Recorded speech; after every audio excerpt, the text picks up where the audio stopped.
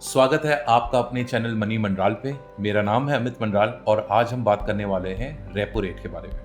The Monetary Policy Committee voted unanimously to increase the policy repo rate by 40 basis points, by 40 basis points to 4.40% with immediate effect.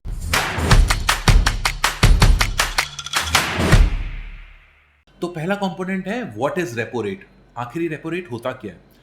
तो repo rate एक ऐसा rate है या आप सोच लीजिए एक ऐसी दर है जिसमें आरबीआई कमर्शियल बैंक्स माने कि ICICI, HDFC, axis bank, SBI, जो भी हमारे कमर्शियल बैंक्स हैं, इनको जब जब पैसा उधार देता है, जब जब इन बैंक्स को आरबीआई से पैसा लेना पड़ता है due to shortage of funds, तो जिस रेट पे ये पैसा उधार दिया जाता है बैंक्स को आरबीआई आरबीआई द्वारा, उस रेट को रेपो रेट बोलते हैं। आइए अब आगे बढ़ते हैं, ये जान लेते हैं कि आरबीआई ने हाल फिलहाल में जो रेपो रेट बढ़ाए हैं वो क्यों बढ़ाए हैं और क्या उसके बेसिक रीजंस होते हैं। नंबर वन रीज़न होता है इन्फ्लेशन, जो कि बहुत क्रिटिकल है। जब जब महंगाई दर बढ़ती है देश में, आरबीआई को ऐसे एक्शंस लेने पड़ते हैं जहाँ पे वो इन्फ्लेशन को या महंगाई दर को कंट्रोल कर सके। और वो क्यों ज़रूरी बन जाता है? क्योंकि भाई महंगाई बढ़ते रहेगी तो आपकी जनता की पॉपुलेशन, जो इंडियन पॉपुलेशन है, सबकी जेब में एक बहुत बड़ा लोड आएगा, क्योंकि बहुत बेसिक चीज़ें महंगी हो जाती हैं, बेसिक ग्रॉसरीज महंगी हो जाती हैं, क्लोथ्स महंगे हो जाते हैं, या तेल महंगा हो जाता है। जैसे अभी आप देख रहे हैं क्रूड ऑयल प्राइसेस बहुत तेज़ी से ऊपर गए, जिस वजह से पेट्रोल डीजल बहुत महंगा हो गया। और कई सारी चीज़ें पेट्रोल डीजल के रेट से बड़ा इम्पैक्ट कर जाती हैं उनके बढ़ने से, क्योंकि बहुत सारा ट्रांसपोर्टेशन जो चीज़ों का होता है वो डीजल गाड़ियों से होता है। तो ये एक बहुत बड़ा रीज़न है। तो इन्फ्लेशन कंट्रोल करना टॉप मोस्ट रीज़न है आरबीआई के लिए कि वो रेपो रेट बढ़ाए और कोशिश करे कि इन्फ्लेशन को कंट्रोल किया जा सके। दूसरा रीज़न जो हमें समझ में आया वो ये था, और जो आरबीआई ने स्टेट भी किया, कि पिछले 2 सालों में कोविड की वजह से बहुत सारी क्वांटिटेटिव ईजिंग हुई थी। मतलब आरबीआई ने बहुत सारी लिक्विडिटी मार्केट में उतारी थी रेट्स कम करके। अब जब आप रेपो रेट कम कर देते हो, रिवर्स रेपो रेट कम कर देते हो और मार्केट में ज़्यादा एक्सेस लिक्विडिटी देते हो, क्योंकि क्या होता है कि इकॉनमी जब हालत ख़राब है, देश की हालत ख़राब है, बिजनेसेस की हालत ख़राब है, क्योंकि लॉकडाउन्स लग गए कोविड की वजह से, उस समय सेंट्रल बैंक ने स्टेप अप किया अपना गेम और लिक्विडिटी बढ़ाई मार्केट में, जिससे पूरे मार्केट को सपोर्ट मिल सके। और लिक्विडिटी कैसे बढ़ाई जाती है? कम दरों पे लोन देके। अब कम दरों पे, अब रिवर्स रेपो रेट कम था, तो आरबीआई ने उस रेट पे बैंक्स को उधार दिया पैसा, और बैंक्स ने वो पैसा बिजनेसेस में और डिफरेंट मतलब रिटेल लेवल पे और कॉर्पोरेट लेवल पे दोनों पे ही लोन्स को एक्सटेंड किया कम रेट्स पे, जिस वजह से ज़्यादा लिक्विडिटी और इकॉनमी को वापस मजबूत होने में हेल्प हुई। अब क्योंकि इकॉनमी वापस शेप में आ रही है, बट महंगाई भी बढ़ रही है, क्योंकि इतने समय से सप्लाई डिमांड, बहुत सारी रीज़न है महंगाई बढ़ने के, मैं उसमें बहुत ज़्यादा डिटेल में नहीं जाऊँगा, बट क्योंकि महंगाई बढ़ रही है तो एक अनदर रीज़न बन गया आरबीआई के लिए कि महंगाई तो पहला रीज़न था, दूसरा जो एक्सेस लिक्विडिटी थी उसको भी कंट्रोल करने के लिए। तो ये बेसिक रीज़न्स हैं जिस वजह से आरबीआई ने फ़िलहाल ये स्टेप लिया है, जहाँ उनको लगता है रेपो रेट बढ़ाने से वो महंगाई को काफ़ी अच्छी तरीके से कंट्रोल कर सकते हैं। तो आइए जान लेते हैं कि क्या इम्पैक्ट हो सकता है रेपो रेट के बढ़ने से आपके इन्वेस्टमेंट पोर्टफोलियो से। और ये जानना तो सबसे ज़्यादा ज़रूरी है, क्योंकि ये आपके कमाई को, आपके पोर्टफोलियो से आपके प्रॉफिट्स को इम्पैक्ट करता है। सबसे पहला इम्पैक्ट करता है रेपो रेट स्टॉक मार्केट को। और क्योंकि आज की डेट में आपके पोर्टफोलियो का बड़ा हिस्सा स्टॉक मार्केट में जाता है, वो भले ही इक्विटी म्यूचुअल फंड्स के थ्रू जाए या आप डायरेक्ट स्टॉक्स लेते हो या पीएमएस लेते हो, उस पे बहुत बड़ा इम्पैक्ट पड़ता है। वो इम्पैक्ट क्यों पड़ता है? जब जब इन्फ्लेशन बढ़ती है तो तब तब आरबीआई रेपो रेट इंक्रीज़ करता है। रेपो रेट इंक्रीज़ करने का मतलब है कि सारे रेट्स बढ़ने लग जाते हैं, वो आपके इंटरेस्ट रेट हों या लोन के रेट्स हों, सब कुछ बढ़ने लग जाता है। इसका सीधा असर पड़ता है बिज़नेसेस पे, और बिज़नेसेस के फ्री कैश फ्लोज़ में इसका बड़ा नेगेटिव इम्पैक्ट आना शुरू करता है। क्यों? क्योंकि जिन बिज़नेसेस में भाई लोन्स चल रहे होते हैं, कॉर्पोरेट फंडिंग ली होती है बैंक से, उसमें उनकी ईएमआईज़ बढ़ जाती हैं क्योंकि इंटरेस्ट रेट बढ़ जाता है। उस वजह से फ्री कैश फ्लो में उनको दिक्कत आती है। मतलब जितना कैश उनके पास अवेलेबल होता है फर्दर इन्वेस्ट करने के लिए, फर्दर एक्सपैंड करने के लिए, अपनी इन्वेंट्री बिल्ड करने के लिए, उसमें एक डायरेक्ट उनको नेगेटिव इम्पैक्ट पड़ता है। जिस वजह से स्टॉक मार्केट थोड़ा-सा हमने देखा ही है, काफ़ी पिछले हफ्तों से, जब से आरबीआई ने रेट हाइक किया है, तब से काफ़ी वॉलेटाइल हो गया है। यही रीज़न होता है कि स्टॉक मार्केट में थोड़ा-सा इसका नेगेटिव इम्पैक्ट आ जाता है और ये टेम्परेरी बेसिस पे काफ़ी वॉलेटाइल हो जाता है। दूसरा इम्पैक्ट आता है लोन्स पे। अब रेपो रेट बढ़ेगा, आरबीआई महँगे रेट पे लोन देगा बैंक्स को, तो बैंक्स भी आप पे महँगे रेट पे आपको लोन देंगे। और ज़्यादा असर आता है इसमें उन लोन्स पे जो फ्लोटिंग रेट के होते हैं, फ्लोटिंग रेट ऑफ इंटरेस्ट में होते हैं, जैसे कि होम लोन्स। तो अगर आपने होम लोन लिया हुआ है और अभी तक आप बहुत कम इंटरेस्ट की ईएमआईज़ एन्जॉय कर रहे थे, तो तैयार हो जाइए, जहाँ पे अब आप देखेंगे कि कैसे-कैसे धीरे-धीरे आपके लोन के इंटरेस्ट थोड़ा-थोड़ा बढ़ना शुरू हो जाएँगे। क्योंकि बैंक्स पे जो इम्पैक्ट आएगा, बैंक्स भी उसको आगे पास ऑन करेंगे। तो अभी हाल ही में मैंने पढ़ा था कि एसबीआई ने ऑलरेडी 0.10 बेसिस पॉइंट्स का 0.10% का इंक्रीज़ कर दिया अपने लोन रेट पे, और बाकी बैंक्स भी धीरे-धीरे इसी उस पे फ़ॉलो करेंगे। तो बहुत ज़्यादा उस पे इम्पैक्ट आएगा। बट हाँ, जो-जो फिक्स्ड रेट इंटरेस्ट के लोन्स होते हैं, जैसे आपके कार लोन होता है या पर्सनल लोन होता है, वहाँ पे आप बच जाएँगे, क्योंकि वो पुराने रेट पे ही चलते रहेंगे टेन्योर पे, अपने टेन्योर तक।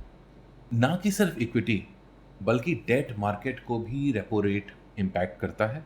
तो ऐसा नहीं है कि सिर्फ स्टॉक मार्केट में ही इसका असर आता है, डेट में और बॉन्ड्स में भी असर आता है, और ख़ासतर आता है लॉन्ग टर्म डेट फंड्स में, या लॉन्ग टेन्योर जो बॉन्ड्स होते हैं। वो क्यों आता है कि अब आप सोचिए कि इंटरेस्ट रेट अब धीरे-धीरे बढ़ रहा है, व्हिच मीन्स कि अब ज़्यादा रेट पे पैसा उधार दिया जाएगा। मतलब जो डिबेंचर्स होंगे, बॉन्ड्स होंगे, अब जो नए आएँगे, वो ज़्यादा रेट पे आपको ऑफ़र करेंगे, कूपन रेट। तो पुराने लॉन्ग टर्म डेट फंड्स की थोड़ी-सी डिमांड कम हो जाती है। तो अगर आप लॉन्ग टर्म डेट फंड्स में इन्वेस्टेड हैं, तो उसमें थोड़ा-सा आपको नेगेटिव इम्पैक्ट दिख सकता है, क्योंकि अब रेट हाइक्स होगा, तो उनके लिए थोड़ा-सा नेगेटिव हो सकता है कि पुराने फंड्स की डिमांड थोड़ी गिर सकती है। दूसरे हाथ पे जब शॉर्ट टर्म डेट फंड्स की अगर हम बात करें, शॉर्ट ड्यूरेशन फंड्स की बात करें, तो उनके लिए ये चीज़ थोड़ा-सा पॉज़िटिव है। क्यों? क्योंकि उनकी जो ड्यूरेशन होती है, जो टेन्योर होता है, वो बहुत छोटा होता है, 3 महीना, 6 महीना, 1 साल, 6 महीने। तो इस वजह से वो जल्दी-जल्दी मैच्योर हो जाएँगे, और जो फंड मैनेजर होगा, वो नए हायर रेट के, जो हायर कूपन रेट्स के बॉन्ड्स होंगे, डिबेंचर्स होंगे, उसमें पैसा लगा सकेंगे। तो यहाँ पे हम देखेंगे कि शॉर्ट ड्यूरेशन फंड्स की, अब वो लो ड्यूरेशन फंड्स हो, शॉर्ट टर्म फंड्स हो, उसमें थोड़ा-सा इम्प्रूव होंगे रिटर्न्स, और लॉन्ग टर्म में it could be bit risky, थोड़ा-सा नेगेटिव इम्पैक्ट उसमें हमने देखने को मिल सकता है। इसके साथ-साथ आपको पॉजिटिव इम्पैक्ट दिख सकता है अपने एफडीज़ में। तो वो एफडीज़ जिसमें आपका लॉक इन नहीं है, शॉर्ट ड्यूरेशन की एफडीज़ हैं, उसमें आपको पॉजिटिव इम्पैक्ट दिखेगा। क्यों? क्योंकि अब जब रेट बढ़ेगा, बैंक्स लोन में ज़्यादा इंटरेस्ट चार्ज करेंगे, तो ऑब्वियसली आपके डिपॉज़िट्स में आपको ज़्यादा इंटरेस्ट देंगे। तो वहाँ पे आपको पॉजिटिव दिख सकता है, और इसके साथ-साथ कहीं पे आपको सेविंग्स अकाउंट के इंटरेस्ट रेट में भी एक पॉजिटिव मूवमेंट दिख सकता है। तो ये मतलब जहाँ कुछ नेगेटिव है इक्विटी मार्केट से रिलेटेड, मगर डेट में कहीं-कहीं पोर्शन ऐसे हैं, जैसे आपके फिक्स्ड डिपॉज़िट के शॉर्ट टर्म फंड, जहाँ पे आपको पॉजिटिव सिचुएशन देखने को मिलेगी। तो ये था इम्पैक्ट, जो हमने डिटेल में जाना कि क्या इम्पैक्ट कर सकता है आपके इन्वेस्टमेंट पोर्टफोलियो में। और अब फटाफट जान लेते हैं कि मेरा टेक क्या है। मेरा पहला टेक है कि आपको कोशिश करनी चाहिए, अगर आप एक कंजर्वेटिव इन्वेस्टर्स हैं और अगर आप डेट फंड्स में लगाना चाहते हैं, कोशिश करिए कि आप शॉर्ट टर्म डेट फंड्स को ही सेलेक्ट करें, लॉन्ग टर्म डेट फंड्स को फिलहाल सेलेक्ट ना करिए। क्योंकि शॉर्ट टर्म फंड्स में, क्योंकि जो पोर्टफोलियो होल्डिंग्स होती हैं, वो बहुत छोटे टेन्योर की होती है, 3 महीना, 6 महीना, 9 महीना। तो ऐसे में बढ़ते हुए रेट सिनेरियो में आप पोर्टफोलियो मैनेजर जो होगा, जो फंड मैनेजर होगा, वो बराबर आपके पोर्टफोलियो में फटाफट चीज़ें चर्न कर सकता है, और अच्छे इंटरेस्ट रेट की और बेटर इंटरेस्ट रेट की पोर्टफोलियो होल्डर्स को रख सकते हैं। तो इस वजह से आपका जो शॉर्ट टर्म डेट फंड है, वो आपको कई बेहतर रिटर्न दे सकता है। दूसरा, अब क्योंकि रेट तो बढ़ रहा है, तो आपके लोन्स में भी आपको बर्डन बन जाएगा। तो कोशिश करिए, अगर आपके लिए पॉसिबल होता है, आपकी पॉकेट अगर अलाउ करती है, तो अपनी ईएमआईज़ को थोड़ा-सा इंक्रीज़ कर लीजिए, मे बी बाय 10%, 20%, 30%, जितना भी आप कर सकें। इससे आपकी हेल्प होगी। जो लोन का इंटरेस्ट का इम्पैक्ट आप पे आता, वो आप काफ़ी हद तक कम कर पाएँगे, या उसको नलिफ़ाई कर पाएँगे। तो अगर आप कर सकते हैं, तो ऐसा ज़रूर करिए। तीसरा, कभी भी अपनी इक्विटी को मत बेचिए। ऐसी जब जब रेट हाइक होता है, तब तो वॉलेटिलिटी ज़रूर आती है। इक्विटी में काफ़ी सेल ऑफ देखने को मिलता है, मार्केट्स वॉलेटाइल हो जाते हैं, बट ये एक सिचुएशन, मतलब ऐसी सिचुएशन में आप कभी भी पैनिक होके अपने इक्विटी फंड्स को या स्टॉक्स को मत बेचिए। ये बहुत ख़राब टाइम होता है इक्विटी बेचने का। इनफैक्ट अगर आपके पास लिक्विडिटी हो, आपके पास फंड्स हों, और कुछ अच्छे स्टॉक्स या फंड्स आपको कम रेट में मिल रहे हों, तो मे बी आपके long term wealth creation goals के लिए ये एक बहुत अच्छा समय हो सकता है कि आप वो एसआईपीज़ या वो सब अपने म्यूचुअल फंड्स में या डायरेक्ट स्टॉक्स में थोड़ा पैसा बढ़ा बढ़ा सकते हैं या डाल सकते हैं। फोर्थ, जहाँ पैसा आप डाल ही रहे हैं स्टॉक्स में, तो कोशिश करिए ऐसे स्टॉक्स में पैसा डालिए जो कि बढ़ते हुए इंटरेस्ट रेट सिनेरियो में ज़्यादा पॉजिटिव रिएक्ट करती हैं।